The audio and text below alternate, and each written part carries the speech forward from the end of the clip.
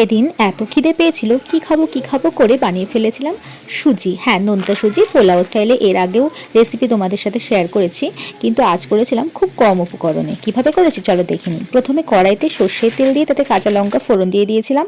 এরপরে ছোট ছোট করে কেটে রাখা আলুর টুকরোগুলো দিয়ে দিয়েছিলাম এবং নুন হলুদ দিয়ে 80% মতো ভাজা ভাজা করেছিলাম। তারপরে তাতে দিয়ে দিয়েছিলাম ছোট ছোট করে রাখা পেঁয়াজগুলির টুকরোগুলো। সেইগুলো দিয়েও যখন মোটামুটি ভাজা হয়ে যাবে তখন তাতে দিয়ে দিয়েছিলাম সুজি। পরিমাণ মতো সুজি দিয়েছিলাম, খুব অল্প পরিমাণেই দিয়েছিলাম, কারণ আমার এই আলুর ভাগটা বেশ ভালো লাগে বেশি থাকলে, সুজির ভাগটা কম রেখেছিলাম।